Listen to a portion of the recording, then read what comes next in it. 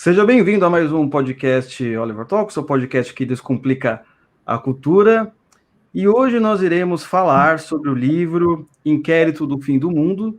E nós temos uma convidada especial que já veio aqui para falar sobre desarmamento, bandidolatria, que é a juíza Ludmila Lins Grillo, que inclusive escreveu também para esse livro. Esse livro é uma organização da Cláudia Piovesan, é um livro que tem vários artigos. O nome completo do livro é Inquérito do Fim do Mundo, o apagar das luzes do direito brasileiro, da editora EDA.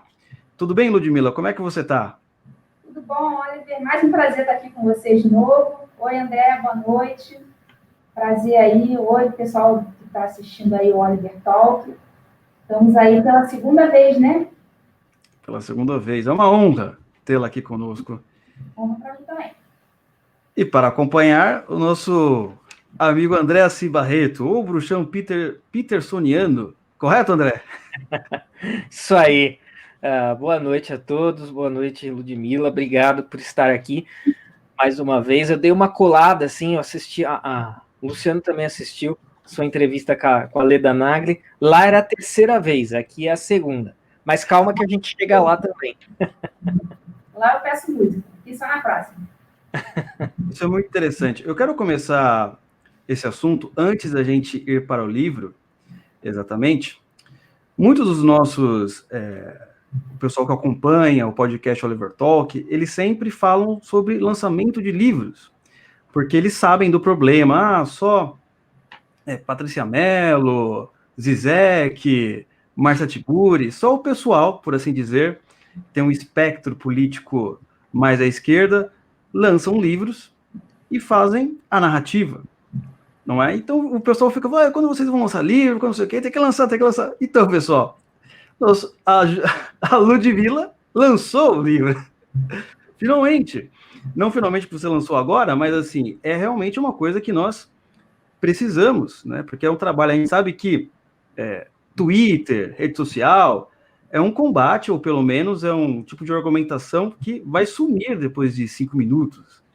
Tanta coisa que acontece naquele momento, mas um livro ele serve justamente para que no futuro, quando o pessoal for estudar o que está acontecendo, possa saber o outro lado ou também outros detalhes que normalmente não se conta, né? Tanto é que eu e o André fizemos a análise do livro da Patrícia Mello, não é, André? Sobre as fake news. E assim, ela colocou, né, toda a versão dela. Quem quiser pode ouvir aqui no nosso podcast Oliver Talk, aquela parte que a gente já conhece, nada do que, se você for pesquisar, por exemplo, no jornal, foi tudo que ela escreveu, sobre como funciona o inquérito, quem são as pessoas envolvidas, eu sofro demais porque as pessoas me atacam no Twitter, e por aí vai, por aí o gabinete do ódio. E aí nós vemos agora um livro justamente contando também, trazendo argumentação, um fato da história, algo que não está preso a um espectro que muitas vezes é dominado somente pela ideologia. Às vezes a ideologia é mais forte do que os próprios fatos, não é? E nós vemos finalmente o pessoal da editora EDA, e não é só a juíza que escreve naquele livro, tem outras pessoas também, inclusive o Flávio Morgenstern, do Senso em Comum, lançando o livro para poder fazer que eles também não tenham simplesmente a narrativa e contar os fatos de uma maneira mais, como posso dizer, mais correta. Então, parabéns, primeira coisa, parabéns pelo lançamento do livro, era isso que a gente estava precisando, e era o que os nossos amigos, seguidores do podcast estavam cobrando direto, né, André? Não, inclusive sobre esse assunto aí, para levantar a bola para a Ludmila cortar aí nessa primeira pergunta, então o pessoal, existe toda a live nossa, principalmente agora que a gente está fazendo esse trabalho de analisar livros do pessoal do lado de lá, né? O pessoal, não, quando é que vocês vão publicar livros? E eu trabalho como editor também, então eu sei que as pessoas têm no imaginário, não é maldade, não é uma coisa assim, putz, vou lá na maldade cutucar, mas as pessoas acham que livro é que nem pastel, né? Você encosta na barraca, fala, oh, me vê 2 aí, um de queijo, um de carne, e em 5 minutos está pronto, e não tem custo, não tem trabalho, não tem um processo aí para publicação de um livro, né? Para feitura e publicação de um livro. Mas tem, né? Então, um dos problemas, a gente não está publicando um livro por semana porque não dá, né? Primeiramente, porque não dá. E num segundo momento, por quê? Enquanto o pessoal, a elite do mainstream esquerdista aí tem acesso aos maiores grupos editoriais, nós não temos. Então a gente tem aí a Cláudia Pelvezan, a doutora Cláudia Pelvezan, o marido dela, que criaram a EDA, né, que é Educação, Direito e Alta Cultura, a editora. Eu fiquei sabendo da criação da editora momentos antes assim, da criação, e falei, nossa, é uma iniciativa excelente, né, espetacular, tem muito mercado, né, tem mercado, eu falo que para quem é conservador e quer ter uma editora, não existe concorrência, num certo sentido, porque tem material para todo mundo, dá para todo mundo publicar muito, e sem um cruzar o caminho do outro. Mas, então, nesse sentido também, eu parabenizo a Ludmila aí por fazer parte desse projeto. Eu não estou com o meu exemplar aqui ainda, porque ele está, nesse momento, em algum vórtice do universo entre minha casa e os Correios, mas eu tenho fé que um dia ele vai chegar. Mas eu sei que o livro, a inspiração da Cláudia, foi no livro Hitler e os Alemães, do Eric Voegelin. E aí tem um problema, e aí é que eu quero passar a bola para a Ludmila, que quando eu comecei a falar publicamente sobre política, eu não era ninguém, hoje eu continuo não sendo ninguém, mas eu sou um ninguém um pouquinho maior do que o ninguém que eu era antes. Mas quando eu comecei a falar disso publicamente, o que eu tinha na minha cabeça era o seguinte: eu preciso falar disso, porque daqui 50 anos, se alguém achar isso que eu estou falando, essa pessoa vai falar, pô, nem todo mundo estava falando a mesma coisa, tinha gente vendo de uma outra maneira, e de repente, daqui 50 anos, as pessoas vão ver que essa maneira era a maneira correta. Então, essa coisa de registrar, né? E o Voegelin, lá no Hitler e os Alemães, ele fala um pouco disso, dessa dificuldade de ter acesso a autos, a registros das aberrações que aconteceram durante o regime nazista.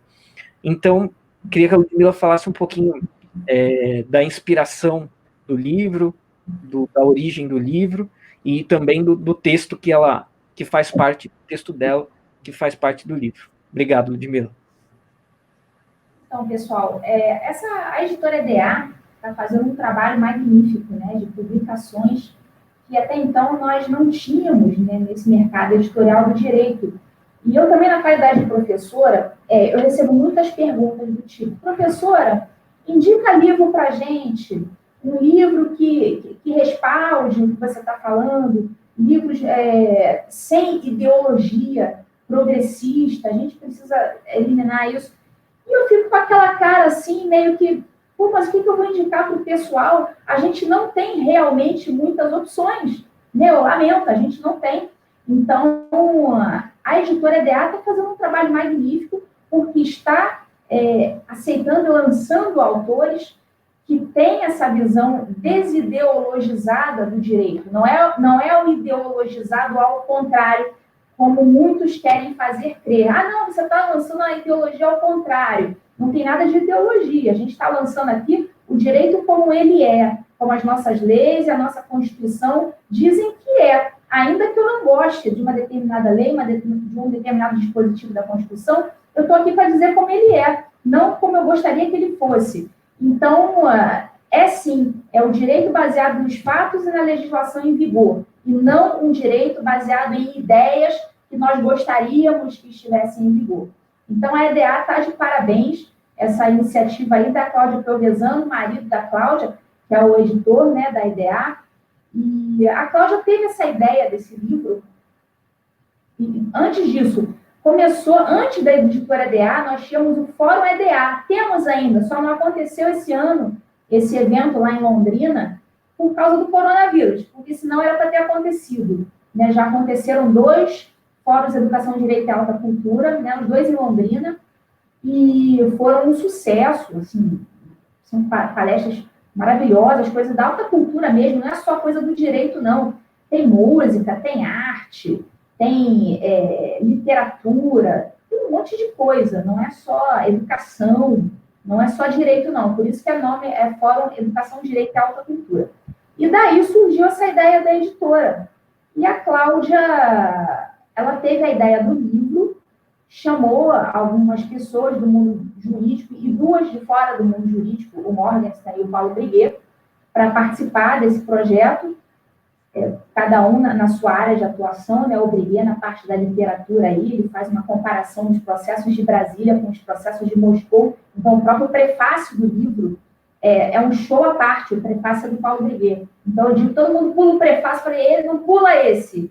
Leiam este prefácio, porque esse prefácio é como se fosse uma alma do livro. Esse prefácio é essencial, não pode pular. Tá? Nem a apresentação da Cláudia, nem o prefácio do Briguet. Então, ela teve essa ideia a partir, como o André falou, o André já tinha estudado a questão, ela, de fato, ela teve essa ideia com base no Hitler e os Alemães, de Eric Voegelin. E o Eric Voegelin, ele diz o seguinte no livro dele, inclusive eu aponto no meu artigo um outro trecho do mesmo livro, Hitler e os Alemães, só que cada um focando em um ponto diferente. A Cláudia, ela visualizou no livro do Voegelin que os jovens da Alemanha, mesmo após a queda da social-democracia, após uma década da queda da social-democracia, ainda não sabiam exatamente o que havia acontecido. Olha que loucura. Eles não sabiam exatamente. Aquelas atrocidades do regime de Hitler, eles não sabiam direito o que havia acontecido. Então, olha o problema que nós temos quando a coisa não é devidamente registrada. E o Voegelin percebeu isso e contou isso nesse livro, O Hitler dos Alemães.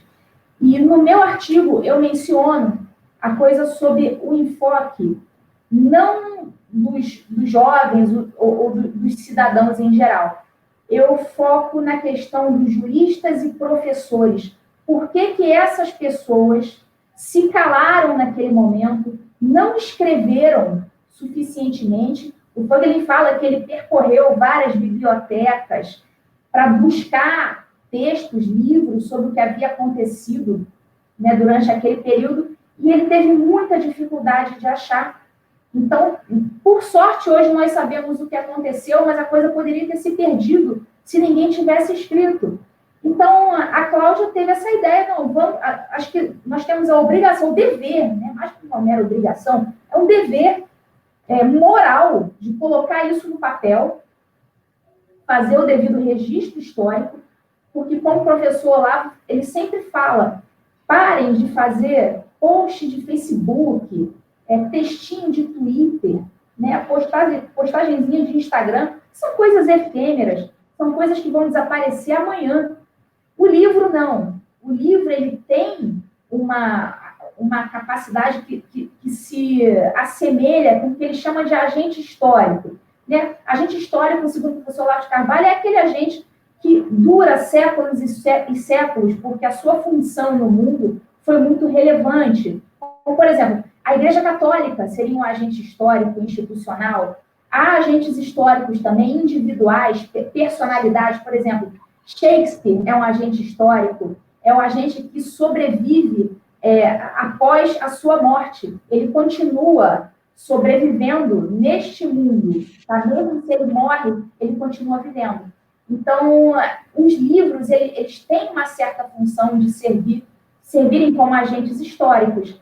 E com esse registro, a gente consegue deixar marcado de alguma forma para o futuro, depois que a gente morrer, se forem pesquisar o que aconteceu, se botarem na internet, botarem no Google, né, já vai ter Google, né, provavelmente vai ser outra coisa mais lá para frente, vão achar o nosso livro em algum lugar na história. Vai estar registrado em algum lugar o que aconteceu. E uma coisa que chama muita atenção é porque só meia dúzia de juristas, meia dúzia de professores estão falando sobre esse assunto. Por que os professores de direito penal, diante dessas bizarrices jurídicas, não são simplesmente meros equívocos de interpretação, né, coisa de posicionamento, uma interpretação um pouco mais extensiva, não são equívocos justificáveis, são verdadeiras barbaridades, são princípios basilares do direito penal e do direito processual que foram jogados por terra. Então, a função do professor é dizer para o aluno, olha, eu posso até não saber por que isso está acontecendo, mas isso que está acontecendo não é o nosso direito penal, isso não é o nosso direito processual, isso é o que faria um professor minimamente decente, um professor que tem um compromisso com o ensino e não com a ideologia, não, um professor que não tem medo de expor o que é realmente o direito e por que este inquérito viola os princípios mais basilares do direito. Então, até uma live que eu fiz com o professor Rogério Greco, a gente analisou quais os motivos pelos quais esses professores, esses juristas, estariam calados nesse momento. E a gente chegou a várias categorias, várias respostas possíveis. A primeira delas, o professor Rogério Greco falou, olha, muitos desses juristas frequentam o STF, têm causas em julgamento no STF, frequentam os convescotes, né, os corredores, frequentam a lagosta. Então, tem aquela circulação no STF e, portanto, não tem nenhum interesse material em confrontá-los. Então, esse seria a primeira categoria de pessoas que não teria interesse em revelar, né, ao grande público essas arbitrariedades. A segunda categoria de pessoas seriam aqueles professores, aqueles juristas que nem frequentam a STF, nem tem causa nenhuma circulando lá, mas simplesmente são ideólogos, são doutrinadores que usam da sala de aula para fazer doutrinação política e não para ensinar o que é o dever do professor. Então, como o inquérito do STF, nesse momento, para esse tipo de professor, está sendo conveniente ao seu discurso político, eles acabam fazendo vistas grossas e dão duplos mortais carpados, né, fazem malabarismos para tentar justificar para os seus alunos o que é aquilo. Porque, nesse momento, eu não queria estar no lugar desses professores, porque eu realmente não faço a menor ideia do que eles estão fazendo para justificar essas coisas, já que não é uma questão de interpretação sofisticada, não. São princípios basilares, grotescos, de primeiro período de direito penal, de processo penal, que foram soterrados. Então, eu realmente não faço ideia do que esses professores estão ensinando, né, estão fazendo para justificar esses absurdos. E a terceira categoria de pessoas que deveria estar falando e não está falando, né, de juristas e professores, a gente acredita que seja por medo mesmo. Né? Pessoas que estão com medo, estão vendo o que está acontecendo, estão vendo que está acontecendo uma censura, uma tentativa de calar os críticos por meio do uso da força estatal, da prisão, mandados de busca e apreensão, coerção, condução coercitiva, enfim, intimação para prestar depoimento, esse tipo de uso da força estatal para a perseguição de críticos. Então, essas são as três categorias de pessoas que eu pensei, né, os motivos pelos quais essas pessoas não estariam falando. Então, um ou outro jurista está começando a se manifestar, e vai ter uma live com mais 7, 8 pessoas, que até o professor Rogério Greco participou antes do lançamento do livro, né, com outros juristas eu não estava, que até me surpreendeu, porque era uma quantidade razoável de juristas ali envolvidos, né, alguns com umas críticas um pouco mais leves, outros com críticas mais pesadas, como o professor Rogério, e alguns estão começando a aparecer, e eu acredito que a tendência seja aparecer, porque eu realmente não vejo juridicamente nenhuma justificativa. Então, qualquer pessoa que justifique isso juridicamente, a meu ver, daqui a algum tempo vai estar fadado assim, ao ostracismo completo, porque não vai ter como se sustentar nesse meio. Luciano, deixa eu só fazer, voltando, mas nem voltando, porque nem saímos, o Wegelin, no Hitler e os Alemães, ele está falando uma coisa muito interessante, assim, ele está falando muito ali sobre o processo de desnazificação da Alemanha, né? Então é a Alemanha pós-nazista, e o processo é um processo moral também, né? É claro que é um processo histórico, é um processo jurídico, porque tem lá o Tribunal de Nuremberg, mas é um processo moral também, e o Feiglin lá, ele está investigando quem tem culpa no cartório pelo nazismo, e cartório aí é sem trocadilho com cartório, quem tem culpa no cartório, e quanto de culpa tem, e ele vai falar que essas pessoas que não fizeram nada, elas têm culpa no cartório. Então, assim, é interessante, falando em categorizar pessoas, se a gente pensar nesses juristas que não falam nada, e vocês que estão falando, essa frase é uma frase clichê que é usada por pessoas que não deveriam usar essa frase, mas é aquela coisa, a história vai me julgar e vai mostrar quem tinha razão. Se essa frase se confirmar, e as pessoas daqui 50 anos encontrarem lá no Big Data o livro Inquérito do Fim do Mundo, e falarem, bom, esses juristas aqui, a gente não pode dizer que eles têm, assim, eu não estou aqui, não é demagogia, não. É isso mesmo, extraindo do próprio livro do Feiglin. Esses aqui viram a coisa como ela era, viram que era uma... E não apenas quem viu e silenciou, quem viu e não fez nada, tem culpa no cartório. Pelo menos uma culpa moral aí. Né? Talvez não tenha uma culpa jurídica, mas tem uma culpa moral, no caso da desnazificação da Alemanha. E toda essa maioria que viu, que viu e nada fez, ou participou ativamente, enfim, esses têm muita culpa no cartório. Então, assim, o nosso processo não vai ser uma desnazificação, vai ter algum outro nome, mas se isso acontecer lá na frente, e com justiça histórica, as pessoas vão enxergar as coisas dessa maneira. E essa coisa ainda do registro em livro, que se torna um registro histórico, é aquela máxima, a máxima latina que é muito, muito verdadeira, né? É o verba volant scripta manent, né? As palavras voam ao vento, estou fazendo uma tradução livre aqui, né? As palavras voam ao vento, o que está escrito fica.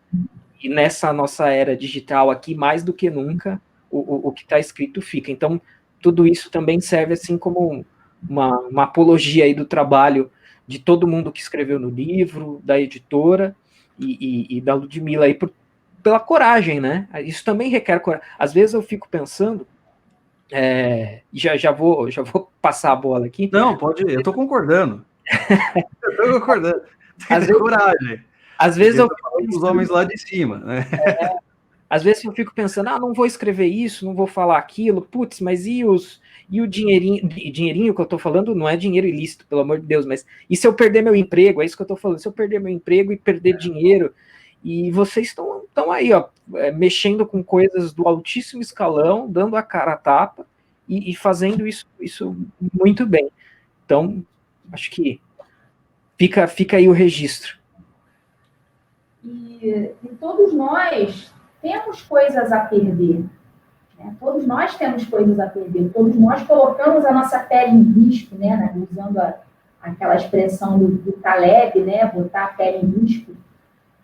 Todos nós temos. Então, tanto eu já respondi procedimento disciplinar, Cláudia já respondeu procedimento disciplinar, a gente até conta isso no podcast, no outro podcast que a gente fez outro dia, na live.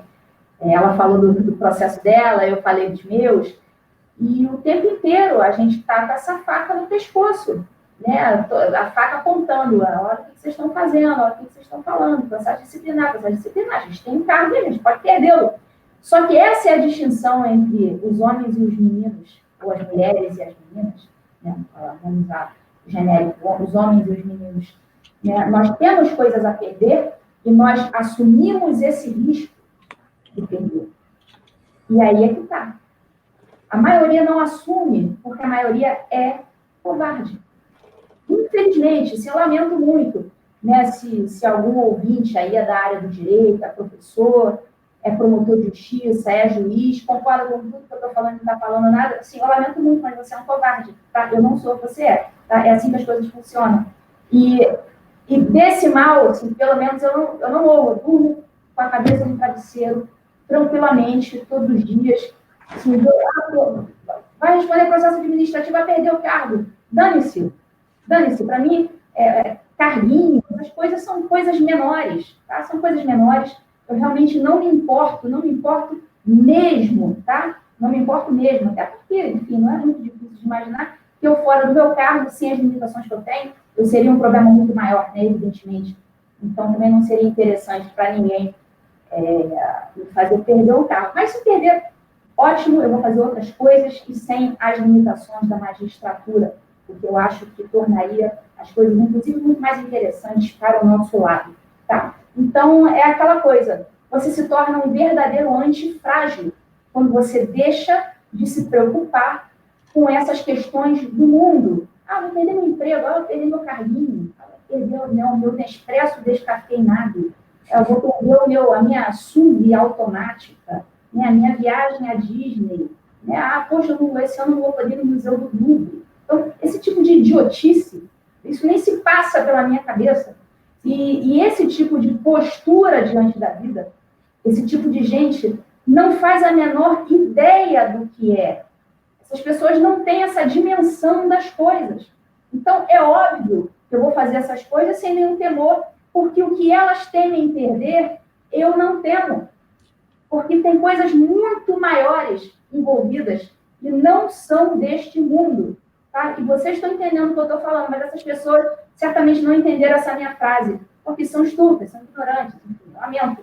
As coisas que estão em jogo não são deste mundo. E é por isso que eu pouco me importo esse tipo de coisa. Eu só tento agradar uma pessoa. Tá? Vocês certamente estão entendendo o que eu estou dizendo. Sim. Estão entendendo o que eu estou dizendo. Então, vocês estão entendendo. Só tem um que eu quero agradar. E é o que eu estou fazendo aqui. Eu não sei se eu falo amém, porque senão parece que você está numa igreja. Amém, amém. Mas só um comentário sobre o que você está falando. Olha, vai ter pessoas que vão entender, vão ter pessoas que não vão entender. Eu lembro que no lugar que eu trabalhava, tinha pessoas, assim, doutores, mestrandos e tal. E eu lembro que eu estava tendo uma conversinha ali sobre uma historinha, sobre Moisés, os mandamentos e tal. E muitas das pessoas que estavam ali, já com diplomas e, enfim, com seus cargos, não sabiam quem era Moisés. Assim, olha, você não precisa ser nenhuma pessoa inteligente para saber quem é Moisés. A senhoria que mora lá do Piauí, ela sabe quem é Moisés. Mas é incrível isso mesmo, porque as pessoas hoje também, nossa, cheias de diplomas, não sabem. Você não precisa saber, não precisa ter religião, mas é uma coisa assim, principalmente um dos homens que é basilar para a nossa cultura, né? E elas não faziam a mínima noção de quem era o príncipe do Egito. Né? Então, a nossa situação, quer dizer, a situação deles também não está muito boa, né? Acho que não vão entender mesmo. É o tipo de gente que está preocupado com os convescotes chiques do mundo afora. Exatamente. Como vai pagar a prestação da casa própria, né? Como que vai pagar o aniversário do filho na casa de festa tal. A escola chique do filho. A escola, né? Exatamente. Você falou um pouco sobre o seu artigo, Ludmila, pelo menos você falou um pouquinho. A gente queria saber... Uma parte. Qual foi a sua intenção? Não dá spoiler, não precisa dar spoiler. Não é que nem o pessoal de hoje em dia fala, não conta o final. Qual foi a sua intenção quando você foi escrever o artigo para essa, ou melhor, acho que um artigo ou um ensaio, não é? Para esse livro, né? Qual foi? Vou escrever pensando nisso. O que você estava pensando quando elaborou o ensaio ou o artigo para o livro?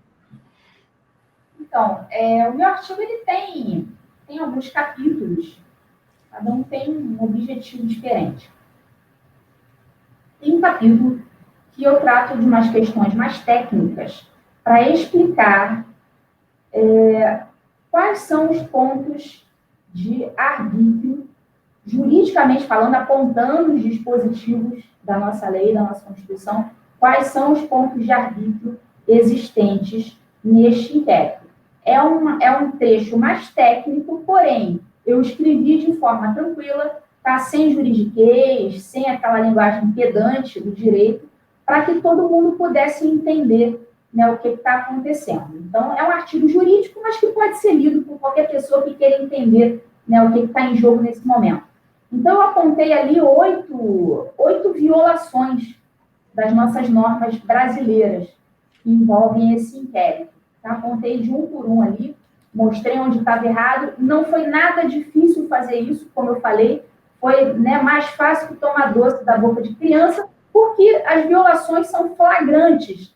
Tá? A gente não precisa fazer nenhum malabarismo para ficar inventando violação, não. São coisas muito flagrantes, são coisas muito óbvias. Né? Então, foi a coisa mais fácil do mundo foi escrever esse artigo. Tá? Foi a coisa mais fácil do mundo. Em outro artigo, então, nesse artigo, o que eu tinha em mente? Explicar. Né? Olha, onde que está errado? Está errado isso, isso e aquilo. Por isso, isso e aquilo. Está ali, está justificado. Para quem não entendeu onde está errado, eu mostro onde está errado e por quê. E tem uma outra parte do meu artigo em que eu faço uma digressão histórica dos acontecimentos, que, infelizmente, os acontecimentos não cessaram. A gente já tem material já para complementar, né, esses nossos artigos, porque a coisa continua, né? Espero que isso pare em algum momento, mas, por enquanto, ainda não acabou, né? O inquérito ainda está vivo.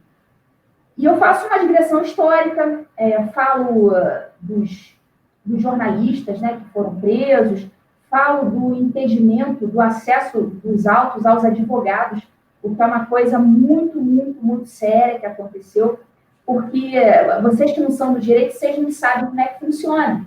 Se eu, por exemplo, na qualidade de juiz, eu nego a um advogado que chega ali no gabinete que quer ver um processo, se eu nego acesso a esse cara, na mesma hora vai aparecer o carinha lá da OAB com um broxinho, não sei o que, minhas prerrogativas estão sendo violadas, não sei o que, vai vir televisão, câmera, está violando minhas prerrogativas, é um escândalo.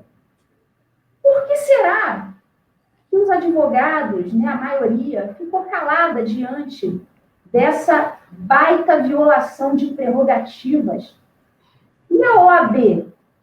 A OAB, depois de muito reclamarem, apareceu ali, até porque eu não tinha mais o que fazer. Né? Aí teve que aparecer e dizer, estão violando, tal, não sei o que, mas tudo muito discreto.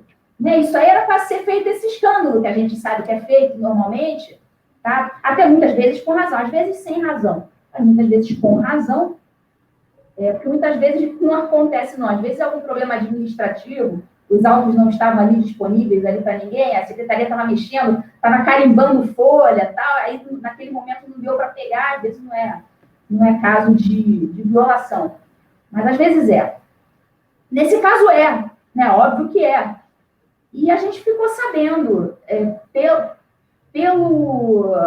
Bernardo Kister, que era um dos investigados, ele teve acesso, junto com o advogado dele, ao tal do apenso 70. Tá, desse inquérito. O que é um apenso? Explicar aí para o pessoal que está assistindo, está ouvindo. Apenso é um anexo, tá? Tem um processo com vários anexos, vários apensos. Tá? Então, apenso, anexo. Cada anexo, cada apenso, normalmente, ter em torno de 200 páginas. Então, veja bem, se você tem um apenso 70, isso significa que você tem, no mínimo, outros 69 apensos. Outros 69 anexos. Isso para trás, fora o que tem para frente, para depois dos 70, que a gente não sabe. Aí é ad infinito. A gente não sabe quantos tem para frente. Só que o acesso aos autos, aos advogados, ele deve ser integral. Você não pode dar só um pedacinho do processo para o advogado consultar. Toma só esse pedacinho aqui. Quem é advogado sabe que eu não estou falando mentira. Você tem que dar acesso integral, do processo inteiro, do início ao fim. Tem 1 milhão de páginas. Dane-se, você vai ter que dar acesso a 1 milhão de páginas. É assim que funciona.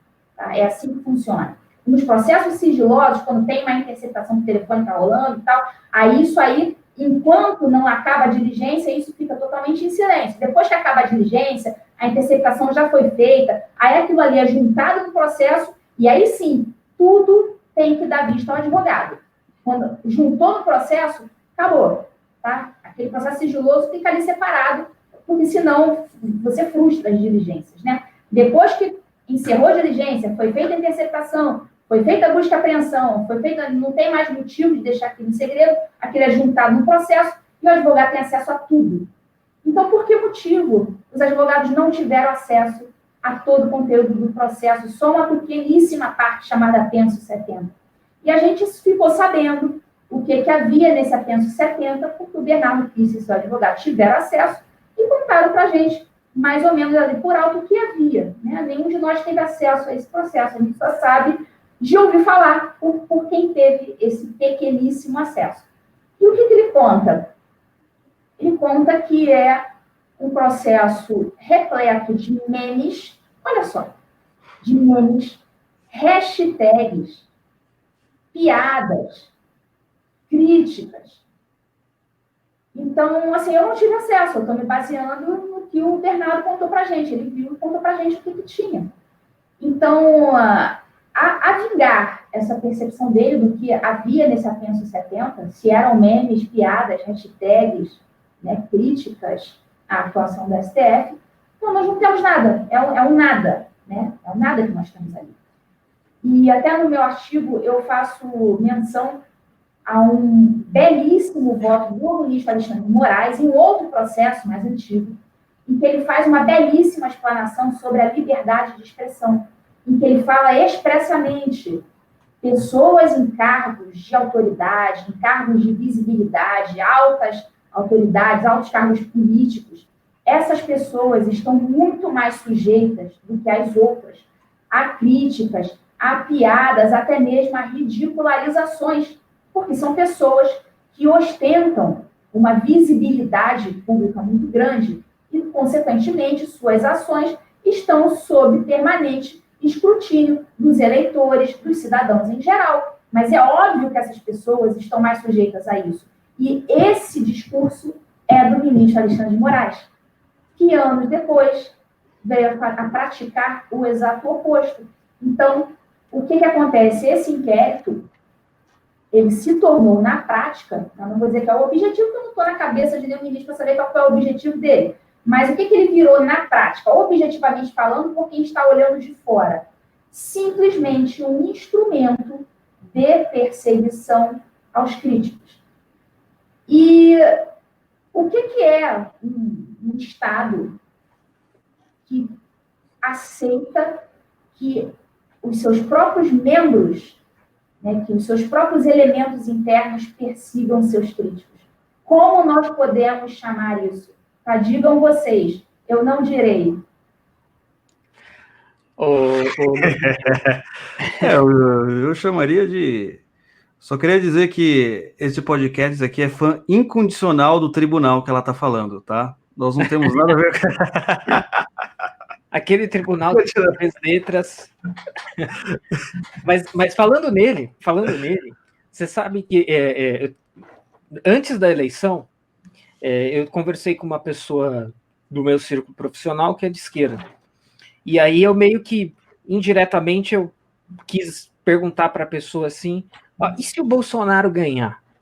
O que você vai fazer? Você vai chorar em posição fetal?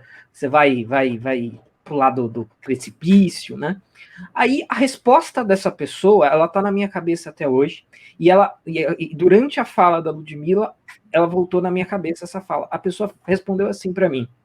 Talvez eu não esteja dizendo literalmente, mas é quase literal. A pessoa disse assim: não, se o Bolsonaro ganhar, tudo bem, sem problema, eu tô tranquilo, porque quem manda mesmo é o STF. Quem manda mesmo é o tribunal aí, né? E vendo todas essas coisas, né? Vendo tudo isso acontecer, a gente vê uns malabarismos mirabolantes, como a Ludmilla falou, onde, né, o sujeito é juiz, vítima, investigador, acusador, né? Para trazer uma metáfora futebolística, mas não é uma metáfora perfeita, mas é meio que o jogador que ele quer cobrar o escanteio, cabecear e ser o juiz da partida, né? Então, claro que no caso do futebol, fisicamente isso é impossível, né? Evidente, isso que não é uma metáfora perfeita, mas é mais ou menos a mesma coisa. E eu acho que até para quem tem um conhecimento limitado de direito, isso é até assim razoavelmente perceptível, Mas o que não é perceptível, e a Ludmilla já aludiu a isso, mas vale a pena a gente registrar, então assim, que tem alguma coisa, então eu digo assim, quem tem um conhecimento básico de direito, consegue, e reflete, consegue perceber que tem alguma coisa errada, né? Talvez não exatamente o que, não consegue apontar os códigos e tal, mas vê que tem alguma coisa errada. E se isso é perceptível para quem tem um conhecimento limitado, óbvio que eles, nas condições que possuem, também veem isso. Então fica no ar, e aí isso é para ficar no ar também, porque na verdade não é nem por não perguntar, é porque não dá para responder, porque como a Ludmilla falou, nenhum de nós está na cabeça dessas pessoas para saber exatamente ipsis literis o que está lá. Mas assim, é um baita salto mirabolante, é razoavelmente nítido para quem não tem conhecimento, e para quem tem é totalmente nítido que tem coisa errada. E então, mas por que está sendo feito, né? Então a gente aludiu uma resposta que não pode ser definitiva, que a gente não está na cabeça dos caras, mas o que a gente pode falar é do absurdo da coisa, né? Como a coisa toda é absurda. E aí volta na frase daquela pessoa: não, eu tô tranquilo, porque quem manda mesmo não é o presidente, é aquela outra instituição. E aí, Então, André, vem o livro do Kafka, O eu tô com ele Processo. aqui. Parece que a gente está no conto do Kafka. Todos nós aqui somos o Joseph K. E o mundo inteiro é o tribunal. O Joseph Kay e o processo no meu artigo. Obviamente, não tem como não fazer menção, é tão gritante, né? A gente fez um podcast recentemente sobre esse livro, e aí estava o Silvio Grimaldo, eu, a Stephanie Ionesco, o Luciano e eu. E o Silvio falou que o processo não pode, assim, não é que não pode, mas talvez não seja tão interessante ler o processo como uma distopia, do mesmo jeito que a gente lê outros livros. Eu até concordo com ele, mas, bom, enfim, isso é um detalhe para outra discussão. Eu separei um trecho aqui da minha edição, da página 142, em que é dito o seguinte: os documentos do tribunal sobre sobretudo o auto de acusação, permaneciam inacessíveis ao acusado e à sua defesa.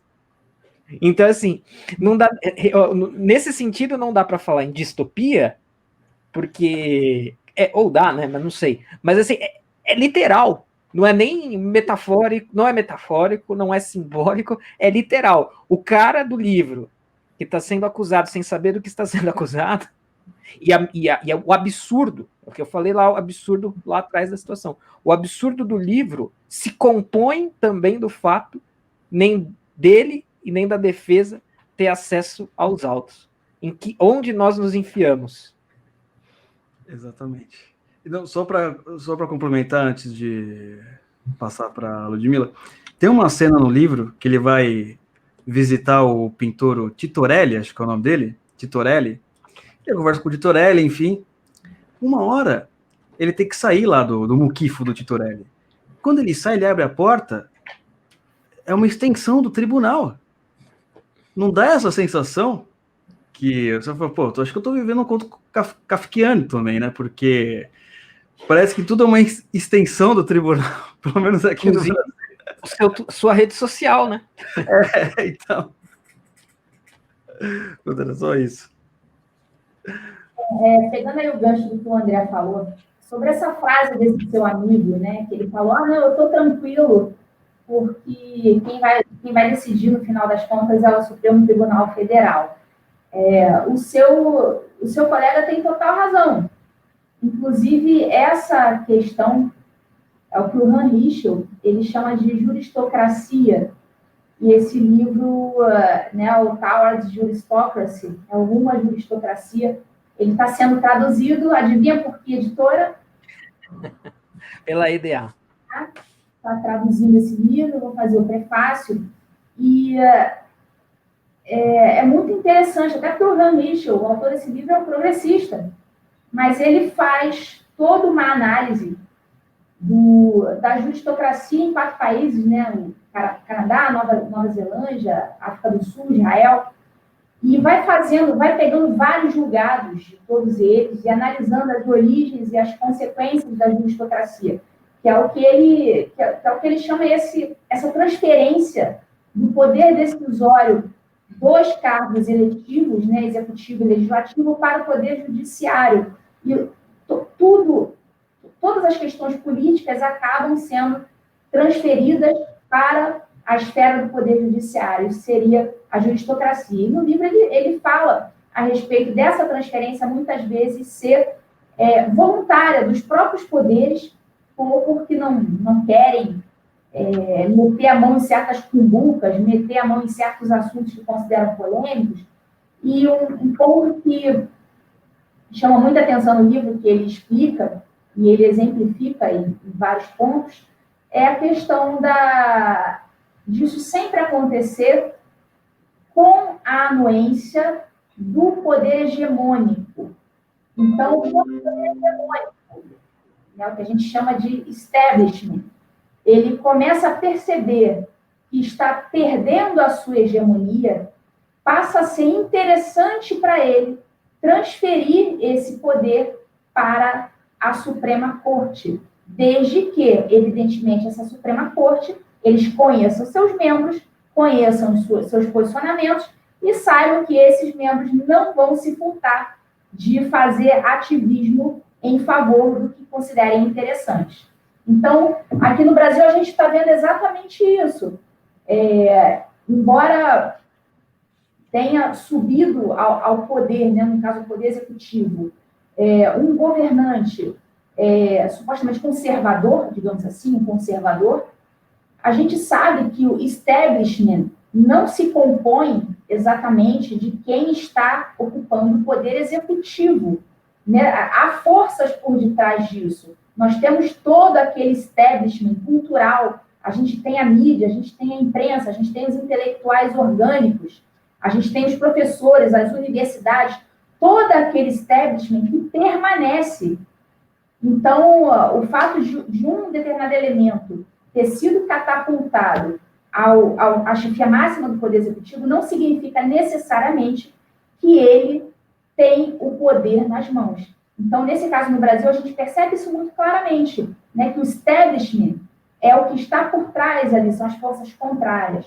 E esse establishment, percebendo que perdeu a hegemonia, e evidentemente perdeu, né, ficou muito claro que não há mais aquele monopólio do discurso que havia anteriormente. Hoje em dia, o discurso conservador ele ganhou muito espaço, e com isso eles entraram em desespero, e para eles passou a ser muito interessante transferir esse poder decisório para a Suprema Corte. É exatamente isso que o Han Lichel coloca no livro dele. Quando passa a ser interessante ao poder hegemônico que percebe que está perdendo o poder de fato, ele passa voluntariamente o seu poder à Suprema Corte, porque isso lhe dá um tempo de respiro, digamos assim. Ele vai conseguir respirar por mais algum tempo. E isso está acontecendo aqui no Brasil. A Suprema Corte está endossando esses entendimentos mais progressistas dessa ala que está claramente perdendo a hegemonia do discurso. E isso é muito conveniente, né, Ludmila, porque, digamos que nos poderes legislativo e executivo, claro que a gente sabe dos meandros aí, da política, e quem chega lá e quem não chega, mas assim, os poderes executivo e legislativo, eles têm a perder, né? Sei lá, pelo menos assim, não chega a ser uma coisa de poliana achar que na próxima eleição, né, entre aspas, daqui 4 anos, o cara pode ser limado do poder. Agora, quando você faz essa transferência para o judiciário, com a anuência dos outros poderes, isso assim, é a estratégia dos sonhos, entre aspas, porque não tem saída assim. Existe a possibilidade do impeachment do ministro, mas tem que passar pelo Senado. Aí, se o outro poder é conivente, também a coisa, né, fica mais complicada. Mas, assim, é basicamente o seguinte: o cara chegou lá, ele só sai de lá na idade da aposentadoria. Então, ele tem uma liberalidade que os outros poderes não têm, né? Ele pode fazer Ele pode fazer, assim, não digo fazer o que ele bem entender, né? Mas assim, o campo de ação dele é muito grande, muito amplo, e ele não tem que prestar contas, no certo sentido, né? Ou as contas que ele tem que prestar são muito menores que a dos outros poderes. Então, assim, é uma estratégia quase que perfeita, né? Sim, sim, exatamente isso que ele explica. Então, é muito mais fácil você controlar o poder, em vez de você dominar, né, aquelas centenas de legisladores, né, aquelas centenas de deputados, dezenas de senadores, basta você controlar as ideias de 11 pessoas. É muito mais fácil. Então, você consegue ali, por meio da Suprema Corte, né, instaurar a política que você deseja no país, independentemente de quem esteja na chefia do Poder Executivo, independentemente de quem sejam os legisladores naquele momento histórico. Então, de fato, isso não é um fenômeno exclusivo do Brasil. Tá? Isso está acontecendo em outros países também. Então, é uma questão de muito difícil resolução. O pessoal, então, o que tem que fazer? Acho que quem tiver resposta para isso tem que ganhar um prêmio. Essa é a pergunta de $1 milhão. Então, ninguém tem uma resposta pronta para isso. Então, a resposta segura no momento. Conforme os ministros progressistas, se não queremos ativismo, nós temos que escolher para o STF ministros que não sejam ativistas. Isso aí me parece uma obviedade. Então, conforme forem se aposentando, vão sendo escolhendo, né, se o presidente da República tiver esse mesmo posicionamento, vai ter muita cautela na hora de escolher, para não escolher um progressista ou escolher um covarde, alguém que vá se curvar ou se render ao establishment em algum momento. Então, essa escolha, no final das contas, pensa bem, acaba sendo do povo mesmo. Porque se é o povo que escolhe o presidente da República e o presidente da República que vai escolher o ministro da STF, então, no final das contas, né, indiretamente falando, é o povo que acabou escolhendo mesmo aquele ministro. Então, né, realmente fazemos votos para que ministros não ativistas passem a integrar a nossa Suprema Corte. Vamos ter algumas aposentadorias aí nos próximos anos. Então, vamos torcer para que isso seja muito bem delineado, para que as escolhas não sejam feitas de forma leviana, né? Que isso seja muito bem estudado pelo senhor presidente da República. Você está mudo aí, Luciano.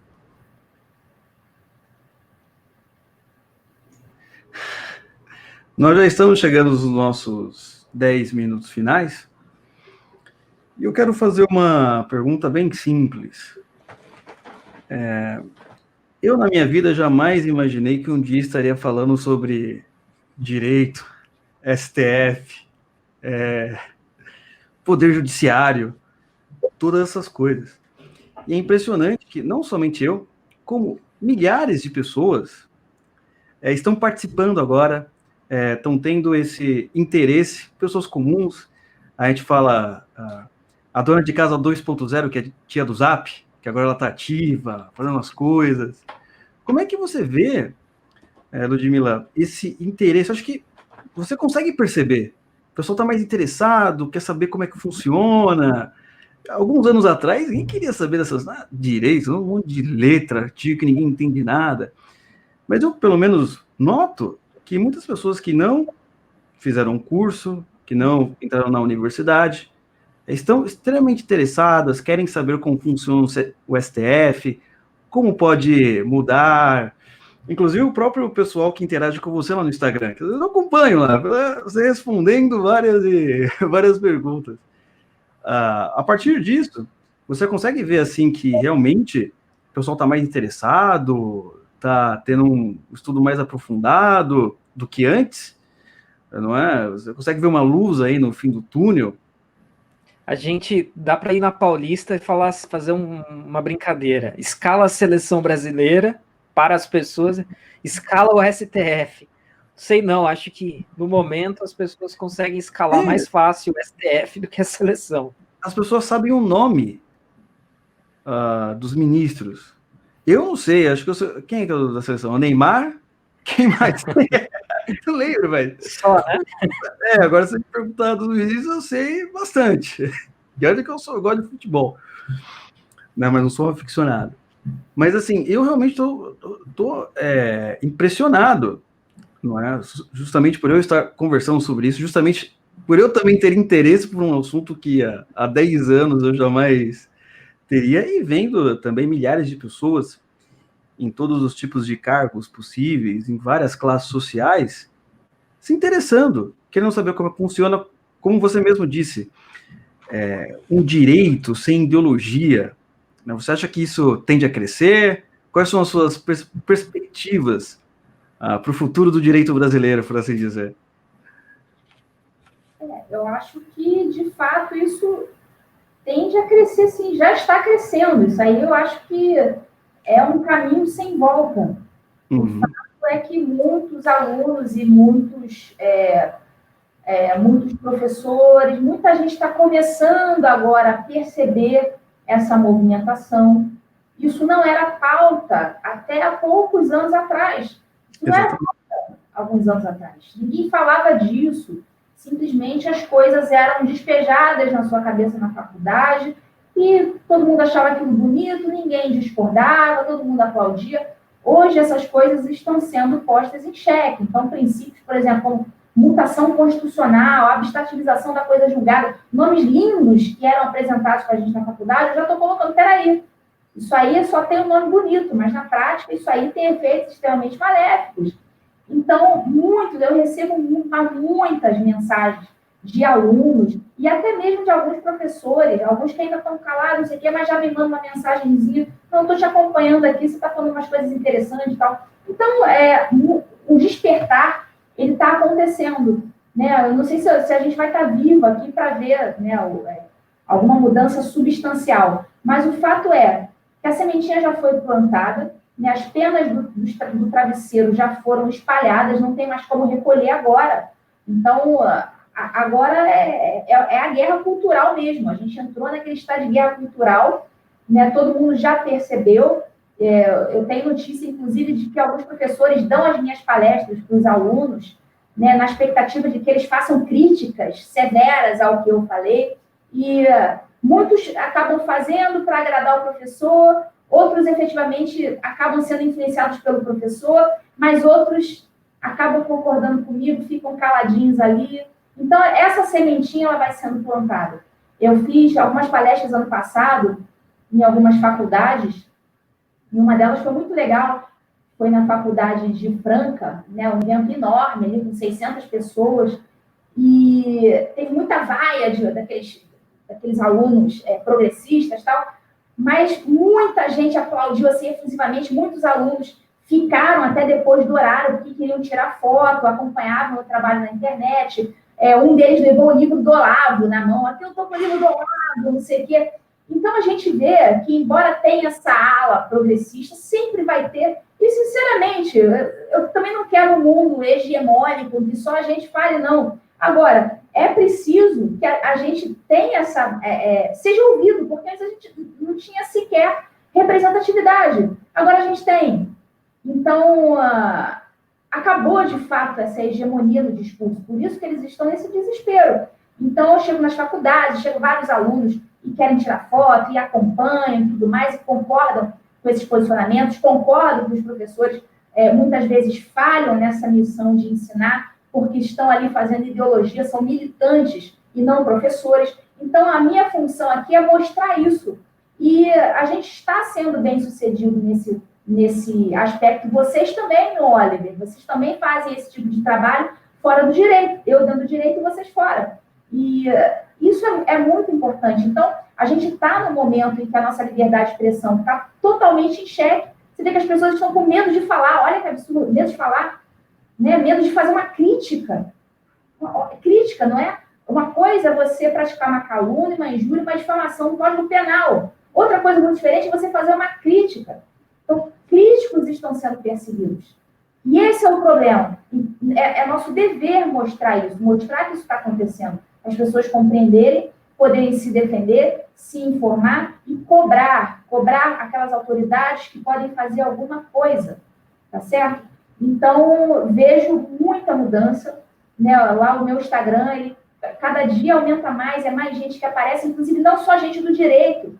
Hoje eu recebi um monte de mensagem do pessoal da arquitetura, do design de interiores, porque eu fiz uns stories a respeito da beleza. Então, eu não trato só de direito lá, eu faço uma coisa bem interdisciplinar. Então, eu insiro elementos metafísicos. Então, porque o pessoal fica muito ali preso naquele mundinho do direito, então não lê uma literatura, não sai de fora do direito, então ele não expande o seu imaginário e não consegue entender as outras coisas que acontecem no mundo. Então, ali no meu Instagram, eu boto coisa de beleza, literatura, filosofia. Então, é aquela coisa toda e o pessoal vai chegando e não só a pessoa do direito. Aí, como eu fiz um story sobre a beleza, chegou um monte de gente da arquitetura, tal, recebi mensagem. O pessoal, não, poxa, eu consegui entender um propósito ali na minha função de arquiteto, de designer, achava aquilo ali meio fútil e tal, mas eu passei a enxergar a questão da beleza de uma forma mais metafísica, uma coisa que transcende. Até indiquei uns vídeos até do Ítalo, tal, que ele explica muito bem essa coisa da beleza, da necessidade da beleza, do belo na nossa vida. Até tem quadros na minha casa, tem planta, tem flor, e não é à toa isso, é porque a gente tem necessidade disso. Então, para sair um pouco desse mundinho do direito e ficar bitolado ali com o teu cérebro atrofiado, eu procuro, então, estimular as pessoas a ir buscarem outros horizontes. E isso acaba, evidentemente, interferindo positivamente na tua própria compreensão do direito, do que é o bom, do que é o justo, do que é o belo. Então, essa é a mensagem aí que eu deixo aí para os ouvintes. E a nossa liberdade de expressão está correndo sério risco, mas existem algumas pessoas aqui, né, eu, o Oliver aqui, o André, e uma galera aí que está, né, mostrando, e não nos calaram ainda, né, ainda não nos calaram, então enquanto não nos calarem, nós estamos aqui fazendo a nossa parte. Exatamente. Antes da sua última pergunta, André, só deixa eu avisar o pessoal que o link para comprar o livro vai estar aqui na descrição, ou nos comentários, certo? E também parabenizar, que eu fiquei muito feliz quando, não lembro, acho que foi a Ludmilla que deve ter falado mesmo nas redes sociais, que esgotou, não é? Falei, nossa, cara, que maravilha, eu pensei, esgotou. Isso significa aquilo que eu disse, né? O pessoal está muito interessado mesmo nesse tipo de assunto. O que eu não estou entendendo é que se somos robôs, né? Eu não sabia que o robô comprava tanto livro, né? Inteligência artificial, evoluiu. Esgotou a primeira edição e já esgotou a segunda também, tá? Já esgotou a segunda edição. Era isso mesmo que eu ia falar e perguntar, porque na entrevista com a Leda, você já fala que já tinha sido esgotado ali a primeira impressão, provavelmente, né? Então, agora aqui com a gente já foi esgotada a segunda. Ou seja, isso é legal, né? Juntando com a resposta anterior, é assim, a gente pode ver. Eu já vi pessoas interpretando essa coisa do agora todo mundo sabe o nome dos ministros, isso é ruim, porque seria melhor se a gente não ficar, mais uma vez com a metáfora futebolística, né? Um bom jogo de futebol é um jogo em que a gente não fica analisando a arbitragem, né? Então, se não, porque aí é sinal que não teve problema e tal. Isso é uma interpretação possível, mas eu acho que uma outra interpretação é que as pessoas estão com sede de entender, com sede de compreender mais, compreender melhor. E aí eu ia falar que um indicativo de tudo isso é justamente a venda do livro, né? Então, assim, a bolha está sendo furada, né? E aí eu abri aqui fact check na hora, tá? Para não dizer que é fake news. Eu li na Amazon. E aí a Amazon é só um critério possível, porque tem as vendas fora da Amazon. Mas o livro Inquérito do Fim do Mundo na Amazon, ele está, nesse momento aqui agora, é o livro 35 mais vendido do tema história, e é o 35º de história e 78º de políticas e ciências sociais. Para um livro aí, acho que não faz nem um mês ainda que foi lançado, né, se eu não me engano.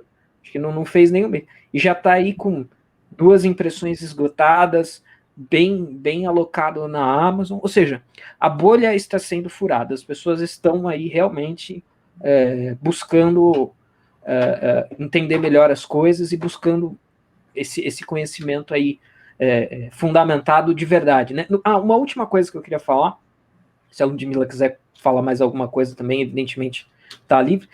Às vezes eu tenho a impressão que as pessoas interpretam, porque eu fiz lá os podcasts sobre filosofia do direito, né, o Febring, o Kelsen e tal. Eu dei uma palestra na Universidade Católica de Santos para o pessoal do direito também, e eu sinto que às vezes as pessoas acham, pelo menos talvez elas tenham achado isso comigo, porque eu não sou do direito, mas elas acham que a gente está criticando, que a gente está, não, como se a mensagem subliminar do que a gente fala fosse assim, pega e joga fora, e não é isso.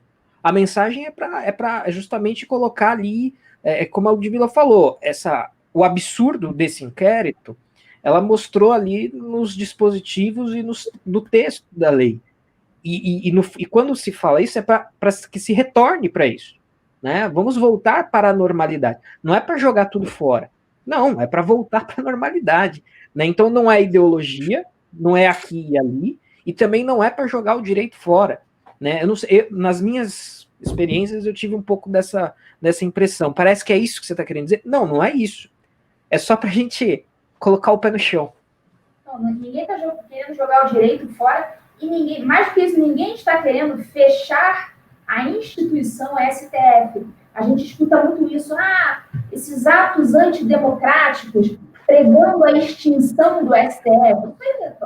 Quem acha que realmente alguém pregou a extinção da instituição STF está dotado de uma burrice monumental, assim, com todo respeito. Ninguém está querendo a extinção da instituição. Nós queremos que ela permaneça, nós queremos ter uma Suprema Corte, né, como todos os países democráticos têm, mas queremos que ela funcione adequadamente. Né? Se um elemento ele está deformado, ele está degenerado, esse elemento ele tem que voltar à normalidade, ou ele tem que ser retirado. Né? Então, assim, o STF tem que funcionar de acordo com a Constituição. E o fato é que não está funcionando. Então, ele está tendo um funcionamento degenerado. E isso precisa ser corrigido. Ninguém quer acabar com o STF. Né? Isso aí é conversa narrativa de quem acredita naquela atos antidemocráticos. Né? A gente só quer que ele funcione adequadamente de acordo com a nossa Constituição. Só isso. Excelente. Então, vamos finalizar aqui a nossa entrevista com a Ludmila Lins Grilo. O seu livro, comprem o livro, está aqui. Vocês toda hora vivem falando para a gente, vocês têm que lançar livro, ó. Uma amiga nossa lançou, e agora vocês têm que comprar, têm que ajudar. E irão ler. Como ela mesma falou, não é justamente apenas para pessoas do direito. Né? Você também pode ter essa facilidade. Aliás, o Paulo Briguet é um grande cronista, já li muitas coisas dele do passado, então ninguém vai se arrepender. Vai lá, leia, até porque vocês também estão tendo o podcast sobre como ler livros, então não tem desculpa. Vou querer até resumo. Vou cobrar todos vocês aqui do podcast o resumo do livro, certo?